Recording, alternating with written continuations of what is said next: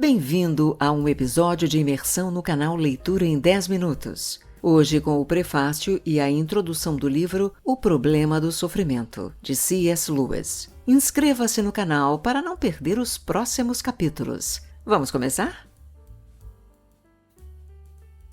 O Problema do Sofrimento. Autor C.S. Lewis. Prefácio. Quando o Sr. Ashley Sampson sugeriu-me que escrevesse este livro, pedi licença para fazê-lo anonimamente, desde que, se tivesse de dizer aquilo que realmente penso sobre o sofrimento, seria forçado a fazer declarações aparentemente tão fortes que se tornariam ridículas, se alguém soubesse quem as fizera. O anonimato foi rejeitado como inconsistente com a série, mas o Sr. Sampson afirmou que eu poderia escrever um prefácio explicando que não vivia de acordo com os meus princípios. E é este divertido programa que estou agora levando a cabo. Deixem que confesse imediatamente nas palavras do bondoso Walter Hilton, que através de todo este livro sinto-me tão distante de sentir realmente aquilo que falo, que não posso senão pedir misericórdia e desejar alcançar tais sentimentos na medida do possível. Todavia, justamente por essa razão, existe uma crítica que não pode ser feita contra mim. Ninguém pode afirmar: ele zomba de cicatrizes onde não existiu ferimento algum,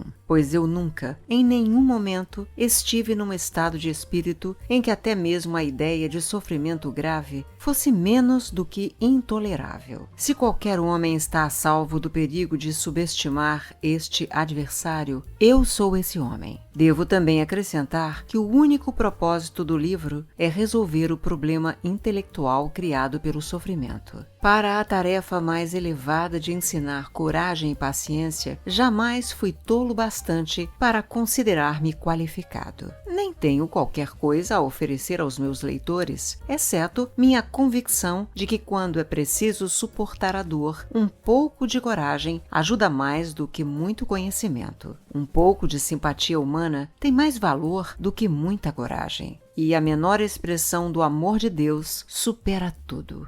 Se um verdadeiro teólogo ler estas páginas, verá facilmente que são obra de um leigo e amador, exceto nos 2 capítulos finais, partes dos quais são admitidamente especulativas. Acredito que confirmei doutrinas antigas e ortodoxas. Se quaisquer partes do livro mostraram-se originais, no sentido de serem novidade ou não ortodoxas, isso aconteceu contra a minha vontade e como resultado de minha ignorância. Escrevo naturalmente como leigo da Igreja da Inglaterra, mas tentei não presumir nada que não fosse professado por todos os cristãos batizados e participantes. Como esta não é uma obra erudita, não me preocupei em traçar as ideias e citações até suas fontes quando não houve facilidade em fazê-lo. Qualquer teólogo descobrirá facilmente o que, e quão pouco, tive oportunidade de ler. C.S. Lewis, Magdalen College, Oxford, England, 1940. O Problema do Sofrimento. Autor C.S. Lewis. 1. Introdução. Fico surpreso com a audácia com que algumas pessoas se encarregam de falar sobre Deus. Num tratado dirigido a ímpios, elas começam com um capítulo provando a existência de Deus mediante as obras da natureza. Isto apenas confere aos leitores base para pensar que as provas de nossa religião são muito fracas. É notável o fato de que nenhum escritor canônico jamais fez uso da natureza para provar Deus. Pascal Pensée. Há poucos anos, quando eu era ateu, se alguém me perguntasse: por que você não crê em Deus? Minha resposta teria sido mais ou menos esta: veja o universo em que vivemos. Sua maior parcela consiste de espaço vazio, completamente escuro e inconcebivelmente frio. Os corpos que se movem nesse espaço são tão poucos e tão pequenos, em comparação com o espaço em si, que mesmo que cada um deles fosse considerado como estando abarrotado, até o seu ponto máximo de criaturas perfeitamente felizes, ainda assim seria difícil crer que a vida e a felicidade fossem mais do que um subproduto do poder que fez o universo. Da forma como está, porém, os cientistas pensam que muito poucos dentre os sóis do espaço, talvez nenhum deles exceto o nosso, possuem quaisquer planetas. E em nosso sistema, é improvável que qualquer planeta, exceto a Terra, tenha vida. A própria Terra existiu sem vida por milhares de anos e pode continuar existindo durante outros milhões quando a vida a tiver deixado. E como é ela enquanto dura? É organizada de material tal que todas as suas forças só podem viver à custa umas das outras. Nas formas inferiores, esse processo impõe a morte, mas nas superiores surge uma nova qualidade chamada de percepção, a qual as capacita a se associarem com o sofrimento. As criaturas provocam sofrimento ao nascer, vivem infligindo sofrimento, e sofrendo morre a maior parte. Na mais complexa de todas as criaturas, o homem, existe ainda uma outra qualidade que chamamos de razão, mediante a qual ele é capaz de prever o seu próprio padecer, que desde então é precedido de forte angústia mental, e de prever sua própria morte, embora almeje avidamente a permanência. Ele também capacita os seres humanos, através de centenas de invenções engenhosas, a infligir muito mais dor do que de outra forma poderiam provocar uns nos outros ou nas criaturas irracionais. Este poder foi por eles explorado ao máximo. A sua história é, na sua maior parte, um registro de crimes, guerras, doenças e terror, com apenas aquela pitada de felicidade suficiente para dar-lhes, enquanto dura, um medo agoniado de perdê-la, e quando ela se perde, a miséria pungente da lembrança. De vez em quando, eles melhoram um pouco a sua condição e surge o que chamamos de civilização. Mas todas as civilizações desaparecem e, mesmo enquanto perduram, infligem sofrimentos peculiares suficientes para exceder qualquer alívio que tenham proporcionado aos padecimentos normais do homem. Que nossa civilização fez isso, ninguém pode negar. Que ela desaparecerá como todas as que a precederam é bastante provável. Mesmo que isso não aconteça. E então, a raça está condenada.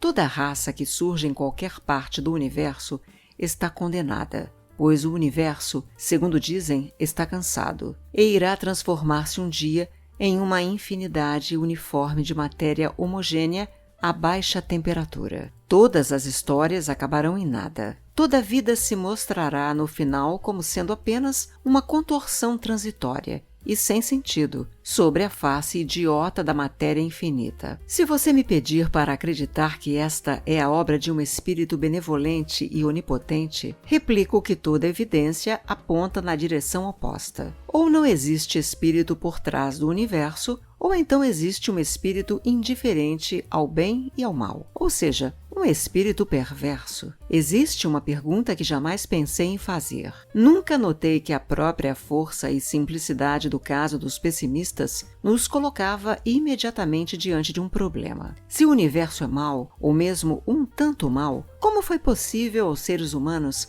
atribuí-lo à atuação de um Criador sábio e bondoso? Os homens são tolos, talvez, mas não são tão tolos assim. A inferência direta do preto para o branco, da flor do lodo para a raiz virtuosa, da obra sem sentido para um obreiro infinitamente sábio, faz vacilar a crença. O espetáculo do universo, como revelado pela experiência, jamais pode ter sido a base da religião.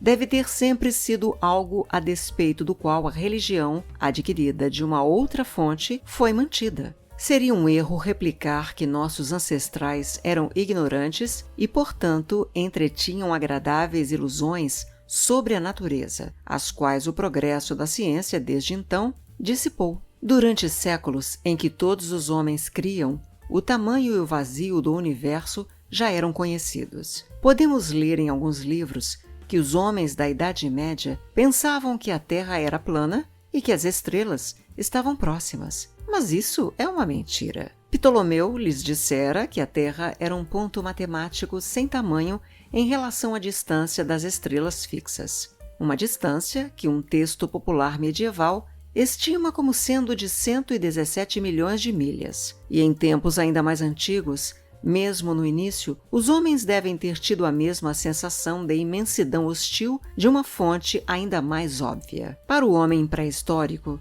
a floresta circundante deve ter sido suficientemente infinita. E aquilo que era sobremaneira estranho e inquietante, que temos de buscar na ideia de raios cósmicos e sóis sem calor, vinha fungar e uivar toda a noite à sua porta. O sofrimento e desperdício da vida humana foi com certeza igualmente óbvio em todos os períodos. Nossa própria religião começa entre os judeus, um povo espremido entre grandes impérios guerreiros, continuamente derrotado e aprisionado, familiarizado com a Polônia ou a Armênia, com a trágica história dos vencidos. Não passa de tolice colocar o sofrimento entre as descobertas da ciência. Deixe este livro de lado e reflita durante 5 minutos sobre o fato de que todas as grandes religiões foram primeiro pregadas e praticadas longamente num mundo onde não existia o clorofórmio. Em toda a época, então, uma inerência a partir do curso dos acontecimentos neste mundo até a bondade e sabedoria do Criador teria sido igualmente descabida, e jamais foi feita. A religião tem uma origem diferente. No que se segue, deve ficar entendido que não estou principalmente argumentando a verdade do cristianismo, mas descrevendo a sua origem. Tarefa essa, a meu ver, necessária, se devemos colocar o problema do sofrimento em seu cenário correto. Em toda religião desenvolvida, encontramos 3 fios ou elementos, e no cristianismo, um a mais. O primeiro deles é o que o professor Otto chama de experiência do luminoso. Os que não conhecem este termo podem entendê-lo mediante o seguinte artifício. Suponhamos que lhe dissessem que havia um tigre no cômodo ao lado. Você saberia que estava em perigo e provavelmente sentiria medo. Mas se lhe dissessem que há um fantasma no quarto ao lado e você acreditasse, sentiria com certeza o que é geralmente chamado de medo, mas de um tipo diferente. Seu sentimento não teria como base a ideia de perigo, pois ninguém tem praticamente medo do que um fantasma pode fazer-lhe, mas o simples fato de tratar-se de um fantasma. Ele é misterioso, em lugar de perigoso, e o tipo especial de medo que provoca pode ser chamado de pavor. Com o misterioso chegamos às fronteiras do luminoso. Suponhamos agora que lhe dissessem simplesmente: existe um espírito poderoso nesta sala. E você acreditasse, seus sentimentos seriam então ainda menos parecidos com o mero receio do perigo. Mas a perturbação seria profunda. Você ficaria espantado e gostaria de recuar, um sentimento de insuficiência para enfrentar tal visitante e de fraqueza diante dele. Emoção essa que poderia ser traduzida nas palavras de Shakespeare: sob ele, o meu gênio é reprovado. Este sentimento pode ser descrito como reverência e o objeto que o desperta como o luminoso. Não existe nada mais certo do que o fato de o homem, desde um período muito primitivo, ter começado a crer que o universo era assombrado por espíritos. O professor Otto supõe talvez com demasiada facilidade que desde o início tais espíritos eram considerados com reverência luminosa.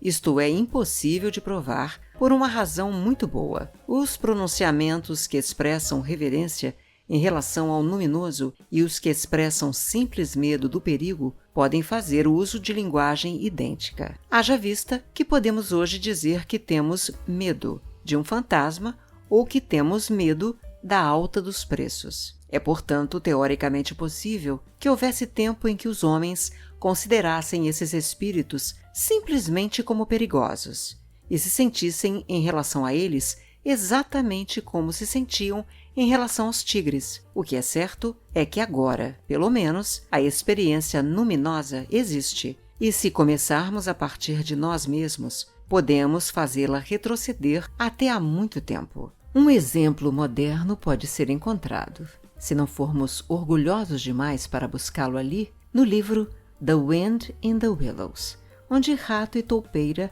se aproximam de Pan na ilha. Rato: ele encontrou fôlego para sussurrar tremendo. Está com medo? Com medo? Murmurou o Rato, com os olhos brilhando de amor indizível. Com medo? Dele? Ah, jamais, jamais! E todavia, ó toupeira, estou com medo. Retrocedendo um século, descobrimos copiosos exemplos em Wordsworth, talvez sendo o melhor, aquela passagem no primeiro livro do Prelúdio, Prelude, onde ele descreve a sua experiência enquanto remava no lago em um bote roubado. Voltando ainda mais no tempo, obtemos um exemplo muito forte e puro em Malory, quando Galahad começou a tremer demasiado no momento em que a carne mortal passou a contemplar as coisas espirituais. No início de nossa era, ele encontra a expressão no Apocalipse, onde o escritor caiu aos pés do Cristo ressurreto como alguém que estivesse morto. Na literatura pagã, encontramos a descrição de Ovídio do bosque escuro no Aventin, do qual se diria num relance: Numens inest, o lugar é assombrado, ou há uma presença aqui. E Virgílio nos dá o Palácio de Latino, terrível, horrendum, com florestas e santidade, religione, de tempos idos. Um fragmento grego, atribuído a Ésquilo, fala-nos da terra, do mar e das montanhas tremendo debaixo do olho terrível do seu mestre. E bem antes disso, Ezequiel fala dos aros em sua teofania, dizendo que eram tão altos que o amedrontaram. E Jacó, acordando do sono, diz: que lugar terrível é este? Não sabemos até que ponto na história este sentimento retrocede. Os homens primitivos, com toda certeza, acreditavam em coisas que iriam fazer nascer em nós esse sentimento se crescemos nelas. E parece então provável que a reverência luminosa seja tão antiga quanto a própria humanidade. Nossa principal preocupação não é, porém, datá-lo.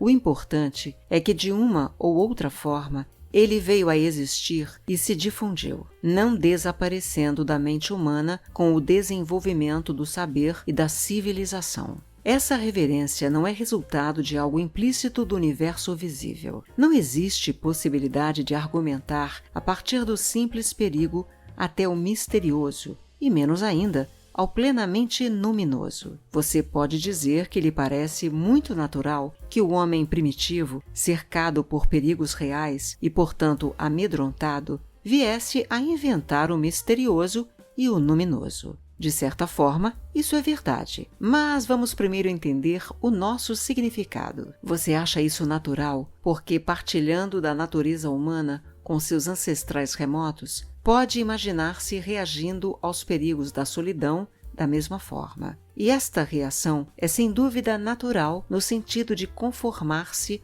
à natureza humana. Ela não é de maneira alguma natural. Entretanto, no que se refere à ideia do misterioso ou luminoso já estar contida no conceito de perigo, ou de qualquer percepção deste ou qualquer rejeição da mágoa e da morte que ele possa trazer, conseguisse transmitir a menor compreensão do pavor fantasmagórico ou referência luminosa a uma inteligência que ainda não tivesse qualquer ideia sobre os mesmos. Quando o homem passa do medo físico para o temor e reverência, ele dá um verdadeiro salto e passa a aprender algo que jamais poderia ser transmitido, como é o perigo, pelos fatos físicos e deduções lógicas extraídos deles. A maioria das tentativas de explicar o luminoso pressupõe a coisa a ser explicada, como quando os antropólogos a fazem derivar do temor dos mortos, sem explicar por que homens mortos, com certeza a espécie menos perigosa de homens, deveriam atrair este sentimento peculiar. Contra todas essas tentativas, devemos insistir que o temor e a reverência se acham numa dimensão diferente daquela do medo. Eles são uma espécie de interpretação que o homem dá ao universo, ou uma impressão que obtém dele, assim como enumeração alguma das qualidades físicas de um bonito objeto jamais poderia incluir a sua beleza, ou dar a menor ideia do que consideramos beleza a alguém que não possua experiência estética. Assim também, nenhuma descrição fatual de qualquer ambiente humano poderia incluir o misterioso e o luminoso, ou sequer aludir a eles. Ao que parece então, só existiam dois pontos de vista que podemos manter com relação à reverência. Ou se trata de uma simples distorção da mente humana que não corresponde a nada objetivo e não serve a nenhuma função biológica, mas que não mostra qualquer tendência de desaparecer dessa mente, mostrando-se no seu mais pleno desenvolvimento no poeta, filósofo ou santo. Ou, por outro lado, se trata de uma experiência direta daquilo que é verdadeiramente sobrenatural, a que pode ser apropriadamente dado o nome de revelação. O luminoso não se identifica com o que é moralmente bom, e o homem cheio de reverência irá provavelmente, se deixado aos seus próprios recursos, pensar no objeto luminoso como transcendendo o bem e o mal. Isto nos leva ao segundo fio ou elemento na religião. Todos os seres humanos de que a história ouviu falar reconhecem algum tipo de moralidade, isto é, eles têm em relação a certas atitudes propostas o sentimento que se expressa através das palavras. Devo ou não devo? Essas experiências se assemelham à reverência em um aspecto, a saber, elas não podem ser logicamente deduzidas do ambiente e das experiências físicas do homem que as sofre. Você pode tentar escolher entre quero e sou forçado, a será bom e não ouso, quanto tempo quiser, sem tirar dessas frases qualquer ilação em relação a devo ou não devo. Assim sendo, mais uma vez, as tentativas de converter as experiências morais em outra coisa sempre pressupõem exatamente aquilo que estão tentando explicar, como quando um famoso analista a deduz do assassino pré-histórico. Se o assassinato produziu uma sensação de culpa, isso foi porque os homens julgaram que não deveriam tê-lo cometido. Se não se sentissem assim, não teria produzido o sentimento de culpa. A moralidade, assim como a reverência luminosa, é um salto. Nela, o homem ultrapassa qualquer coisa que possa ser transmitida nos fatos da experiência. Ela possui uma característica demasiado notável para ser ignorada. Os conceitos morais aceitos pelos homens podem diferir, mas todos concordam em prescrever um comportamento que os seus adeptos falham em praticar. Todos os homens estão igualmente condenados, não por códigos de ética estranhos, mas pelo seu próprio, e assim todos têm consciência de culpa. O segundo elemento na religião é a consciência, não apenas de uma lei moral, mas de uma regra moral tanto aprovada como desobedecida. Essa consciência não é uma inferência lógica nem ilógica dos fatos da experiência. Se não a trouxéssemos à nossa experiência, não a encontraríamos nela. Ou se trata de uma ilusão inexplicável, ou de uma revelação. A experiência moral e a experiência luminosa estão tão longe de ser a mesma coisa que podem coexistir por longos períodos sem estabelecer contato mútuo. Em muitas formas de paganismo, a adoração dos deuses e as discussões éticas dos filósofos pouco têm a ver umas com as outras. O terceiro estágio no desenvolvimento religioso surge quando o homem os identifica, quando o poder luminoso, em relação ao qual sentem reverência, se torna o guardião da moral que consideram obrigatória. Mais uma vez, isto pode parecer-lhe muito natural. O que pode ser mais natural para um selvagem perseguido ao mesmo tempo pela reverência e pela culpa do que pensar que o poder que o apavora é também a autoridade que condena seu erro? E isso é, na verdade, natural para o ser humano, embora não seja o mais óbvio. O comportamento real desse universo assombrado pelo luminoso não se assemelha de modo algum àquele exigido de nós pela moralidade. Um deles parece destrutivo, cruel e injusto. O outro nos impõe as qualidades opostas. A identificação dos dois também não pode ser explicada com a satisfação de um desejo, pois não satisfaz o desejo de ninguém. O que desejamos é nada menos que ver essa lei cuja autoridade crua já é insuportável, armada com as reivindicações incalculáveis do luminoso. De todos os saltos dados pela humanidade em sua história religiosa, este é com certeza o mais surpreendente. Não é de admirar que muitas seções da raça humana o tivessem recusado. A religião não moral e a moral não religiosa existiram e continuam a existir.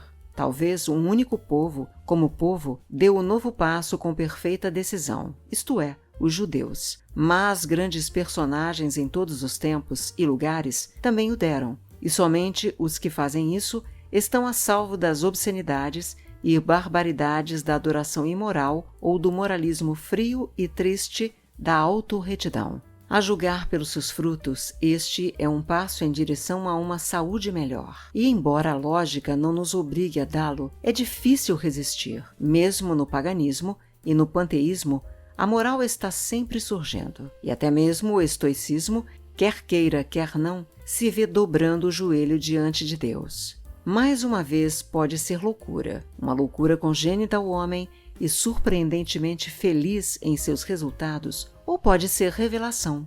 Se for revelação, será então real e verdadeiramente em Abraão que todos os povos vão ser abençoados, pois foram os judeus que identificaram plena e inequivocamente a presença terrível, assombrando os picos escuros das montanhas e nuvens com o Senhor justo que ama a justiça. O quarto fio ou elemento é um evento histórico.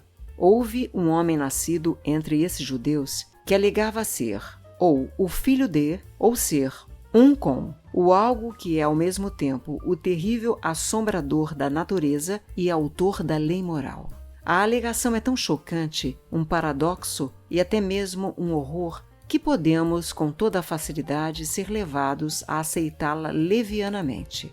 Que somente duas opiniões sobre esse homem se tornam possíveis. Ou ele foi um lunático completo de um tipo singularmente abominável, ou foi, e é, precisamente aquilo que afirmou.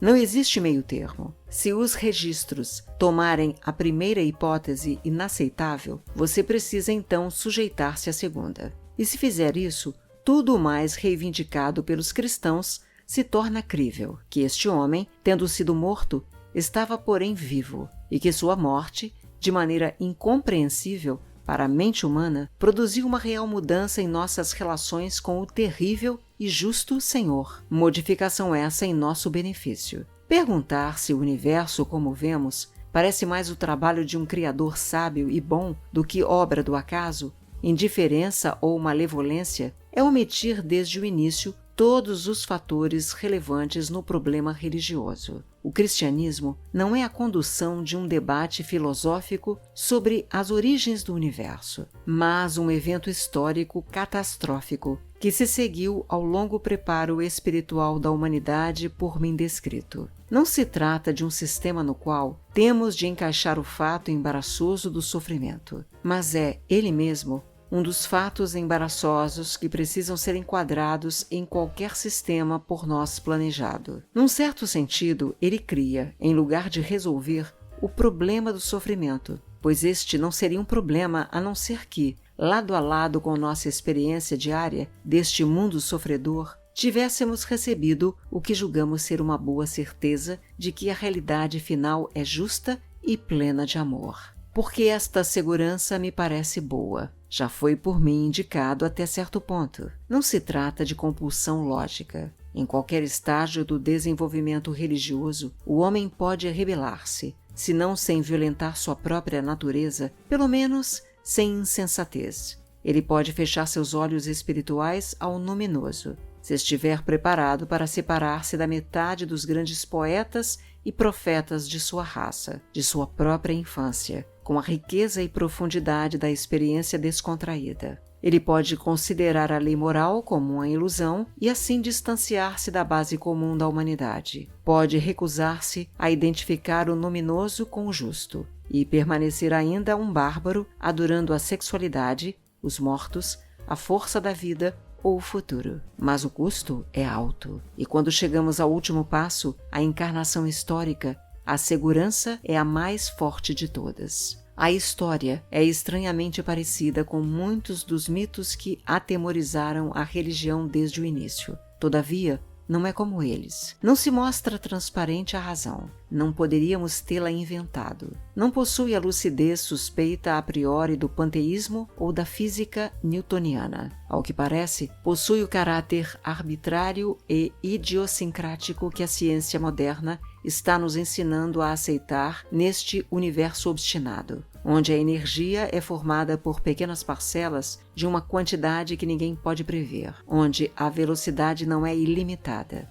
onde a entropia irreversível dá ao tempo uma direção real e o cosmos, não mais estático ou cíclico, se move como num drama, de um início real para um fim real, Se qualquer mensagem do âmago da realidade tivesse algum dia de alcançar-nos, deveríamos esperar encontrar nela justamente aquela sinuosidade inesperada, irredutível e dramática que encontramos na fé cristã. Ela possui o toque de mestre, o sabor áspero e viril da realidade, que não foi feita por nós, ou, na verdade, para nós, mas que nos golpeia na face. Se em tal base, ou em outras melhores, seguirmos o curso através do qual a humanidade tem sido orientada e nos tornarmos cristãos, encontraremos então o problema do sofrimento. E assim encerramos o episódio de hoje. Obrigada pela companhia. Inscreva-se no canal para acompanhar os próximos capítulos e deixe seu comentário. Eu adoraria saber qual foi a parte que mais lhe marcou. Se você tem viajado comigo através destes livros e deseja ver esta biblioteca de áudio crescer, preciso do seu apoio. Cada quantia que você contribui nos ajuda a cobrir os custos de produção. Torne-se um apoiador do Leitura em 10 Minutos. Link na descrição. Um abraço e até o próximo capítulo.